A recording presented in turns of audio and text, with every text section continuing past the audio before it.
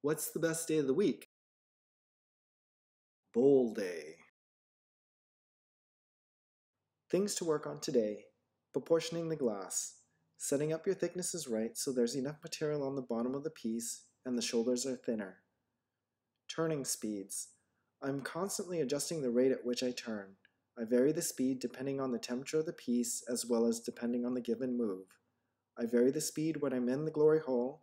As it heats up, I might change the speed on my way back to the bench, and I vary the speed at which I turn at the bench depending on the move that I'm doing. We'll elaborate on this more as things go along. Outside work and inside work. I refer to outside work as any time I'm touching a tool on the outside of the piece. I refer to inside work as any work done with the jacks opening up the lip from the inside of the piece. We will also look at primary and secondary forces being applied, 4 points of contact, sideways force. These topics will be looked at individually during this presentation. There's a couple of different ways in which I make bowls. I either use wood jacks or paper. I use wood jacks on anything that's small.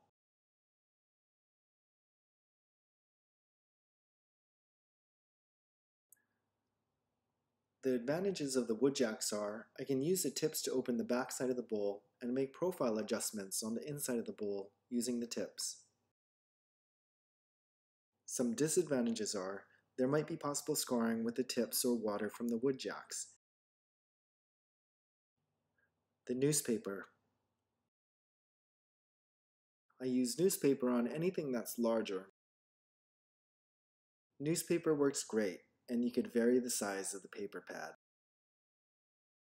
Some disadvantages of the newspaper is that there could be possible scarring due to ash, both on the outside before the puntee and inside the bowl as you open it up. There is also the graphite pad and graphite jacks, and this is what we use to make bowls in the studio. Much of what we make is very simple in terms of color, and we want to keep it as clean as possible.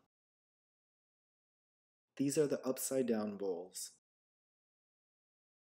The advantages of using the graphite jacks are that they reduce the chance of scarring and they last a long time if they're not dropped.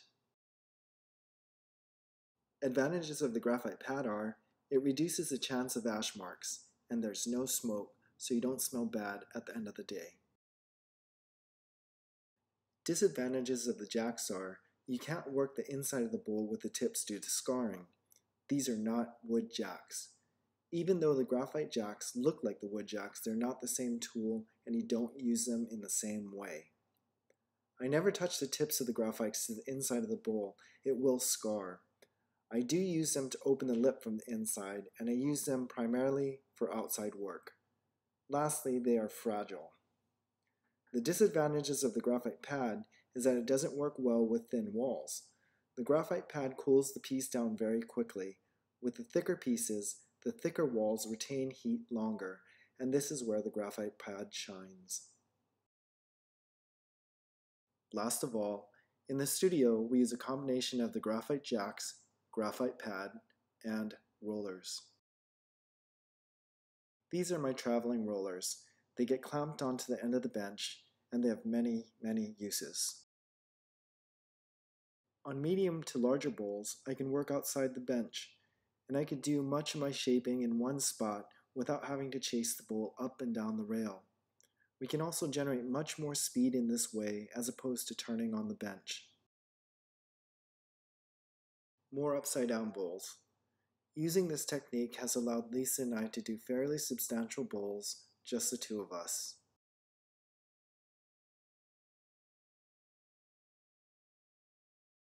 Some advantages of the rollers are, it maximizes the usage of centrifugal force and it creates an endless bench rail.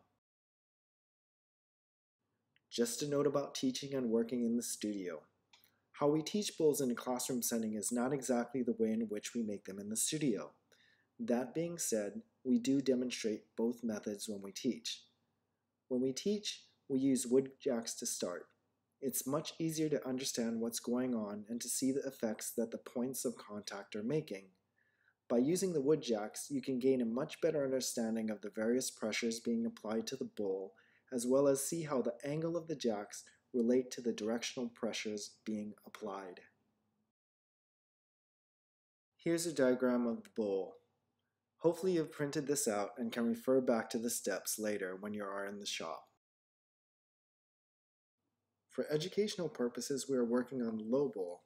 A high bowl is a bit more straightforward, but as you'll see, how the low bowl is heated is very similar to that of the high-sided bowls. They are similar due to the fact that we are looking to form a continuous blended curvature which is bump and flat spot free. Things to think about on bowl day are primary and secondary forces being applied, 4 points of contact, and sideways force. We will break down and discuss these topics in the next few minutes. Low bowls come in many different forms: the flare, the lift, the bump, the shimmy, shake, slider, wonky, wobble, and so on and so on. But if you're lucky enough, you'll get the everything.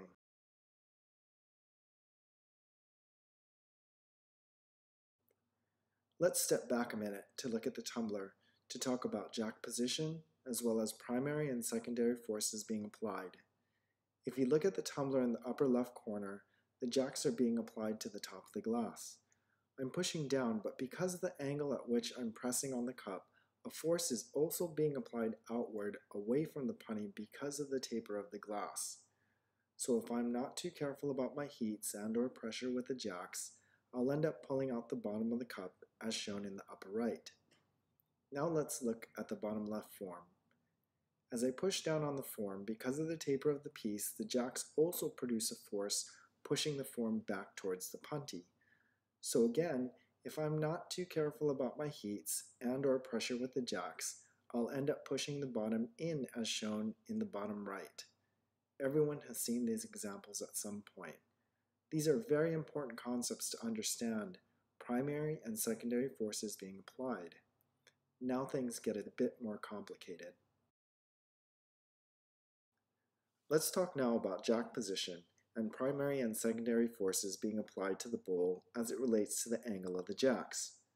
In position number 1, I'm opening the bowl on the inside lifting up. As I lift up, there's also a force being applied outward away from the punny because of the angle at which I'm holding the jacks. In position number 2, I'm opening the bowl on the inside of the lip, pushing down. As I push down, a force is also being applied outward away from the punny because of the angle at which I'm holding the jacks. In position number 3, I'm pushing down on the back side of the bowl and a force is being applied outward away from the punty. Lastly, in position 4, I'm pushing down on the front of face of the bowl and a force is also being applied back towards the punny as well. Hand position, as it relates to primary and secondary forces being applied to the bowl. If I rotate my hand towards the face of the bowl and lift up, indicated by number 1, I'm lifting up but it's also pushing back. If I rotate my hand towards the back side of the bowl and lift up, indicated by number 2, I'm lifting up but it's also pulling outward away from the punty. Now let's talk about how I can manipulate the bowl with different parts of my hand. I do a lot of shape manipulation with my hand using the paper. The pad of my hand indicated by number 1 can lift up and push back. The pad of my hand indicated by number 2 can lift up and push outward. My ring finger I call the bump smasher. I bend my finger at a 90-degree angle and I watch the top side of the bowl. I press my fingertip on any bump that I see, pushing it back and smoothing out the curvature of the bowl. I can also drag the form outward away from the punny as well. Lastly, I could use my pinky finger to push the bowl forward and form the back side of the bowl, or I could use my thumb to shape the contour on the top half of the bowl. Let's go back to what I was talking about initially by starting with the wood jacks. It's much easier to understand the effects of the wood jacks based on their angle and being able to see their points of contact on the piece. If I created the bowl using paper, things would be much more difficult to see because the manipulations would be hidden under the newspaper. But like I said before, in our workshops we cover both methods. 4 points of contact. Everyone who's ever made a low bowl before has experienced this. As you're working, opening up the bowl, it starts to shimmy and shake, and then we get 2 paddles and sandwich the piece, turn fast, think good thoughts, and if it comes out, we wonder what the heck happened. Or if it doesn't come out, we also wonder what the heck happened. So let's talk about 2 points of contact versus 4 points of contact. Here's 2 points of contact. When you have 2 points of contact opening up the bowl, pressure is being applied upwards as well as outwards. This creates torque on the punny, thus creating the shimmy, the shake, as well as the wonk and the wobble. Now let's look at 4 points of contact. As the contact points on the lip of the bowl press upward and outward, the 2 points on the back of the bowl counteract this outward force, making the bowl much more stable. Your indication that there's not 4 points of contact on the piece as you work the bowl is that it will start to shimmy and wobble. If this happens, you know that you should be looking for all 4 points of contacts on the piece. Quick tip: make contact with the lip first, then make contact with the back 2 points. As soon as the 4 points touch, the bowl will track on center again. Tip placement in relation to the bump or the widest portion of the bowl. The tips of the wood jacks will either be in back of the bump or in front of the bump, but never in the bump.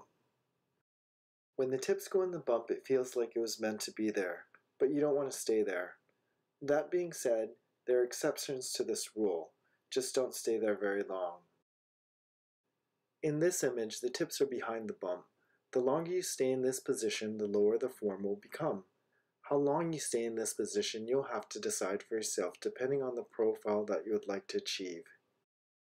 When the bowl is low enough, I place the tips of the jacks in front of the bump, and now I can open the top half of the bowl.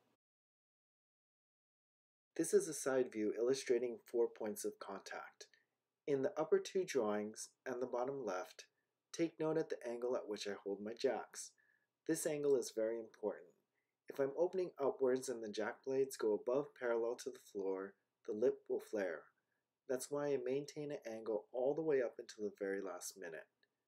My final shaping will be utilizing outside work with the steel or graphite jacks. This is a top view illustrating sideways force and upwards force.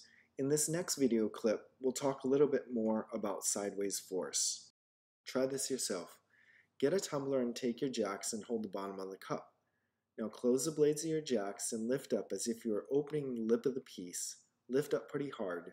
Do you feel the torque on the base of the piece? Now take your jacks and spread them open sideways. Place them at the midpoint of the opening of the cup and open the jacks sideways. Apply more pressure than you did when you were lifting the cup. Do you feel any torque on the back side of the piece? Now back to the drawing. The top left drawing is a top view, and a view looking into the opening of the bowl. The red dots indicate the jack blades, and the dotted line indicates the midpoint. As I initially start opening the bowl, I apply sideways force. At some point, you'll not be able to open the blades any further, and you shouldn't work directly in the midpoint of the lip. So at that point, you'll close down the blades of the wood jacks and switch to using a very light upward force. I'll say this again during the demo, but forming the bowl is all about your turning ability. The turning is what's doing most of the work in terms of shaping the form. How did I start thinking about sideways force? This is where it originally started. If you ever tried to open a blown foot on a small connection point, I'm sure you've seen it wobble. This is what fascinates me about glass blowing. Everything relates to one another. Shapes, angles, and pressures are all the same even though the piece is entirely different. It's like one big puzzle that fits together. So if you look in the circle and look at the foot that's closed, as I start to open it, you'll notice that there are only 2 points of contact. Because of the angle at which I'm holding the blades, pressure is being applied upwards and outwards, creating torque on the joint behind the foot. Think of this foot as a high bowl utilizing only 2 points of contact.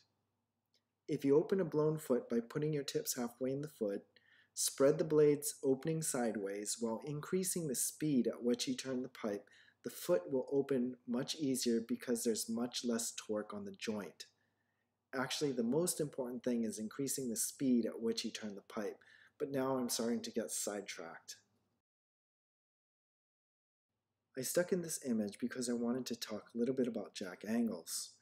As I said, in opening up the tumbler, I draw an imaginary line between the shoulder and the lip of the tumbler, and I follow this line with the blades of my jacks on the inside of the piece when I initially begin to open up the piece. I made a few drawings illustrating this point. If you look at the bowl or image on the right, I didn't follow the imaginary line, and the result is that the lip starts to flare. Anytime you open a piece and the jack blades go parallel to the floor, whether you open up or down, will cause the lip to flare. This is just food for thought. Troubleshooting a flat spot as it relates to jack angle and applied force. Whenever you have a shoulder or a wide section of a blown form, it'll have the tendency to want to spin or expand out. As this happens, it creates a bump, and right behind the bump emerges a flat spot or a lift, because the bump is stretching out. One approach to fixing this is to do outside work on the bowl. Start slightly behind the bump, pressing with a light touch. I increase the speed of the rotation, apply more pressure as you roll your jacks down towards the lip of the bowl. Because of the angle at which the jacks are being held, pressure is being applied down as well as back towards the puntee, and the flat spot is pushed out. Lastly, we'll talk about inside work and outside work. Let's start with inside work. When I refer to inside work, I'm talking about any manipulation from the jacks inside of the bowl going outward. I like Japanese food, and inside work is a lot like tofu. Inside work is done a little bit hotter than outside work, and it feels softer. You also want to think about utilizing sideways pressure as you do inside work. When I refer to outside work, specifically in bowl making, I'm referring to any manipulation pushing downward and/or outward on the outside of the bowl. Outside work is like takoyaki. It's a Japanese snack cooked into the shape of a ball. It's slightly firm on the outside, but it's soft in the middle. Simply delicious. Outside work is done when the surface of the glass is a little bit firm on the outside so you have something to push against, but it's soft or hot in the middle so you're able to shape it while it sets up quickly.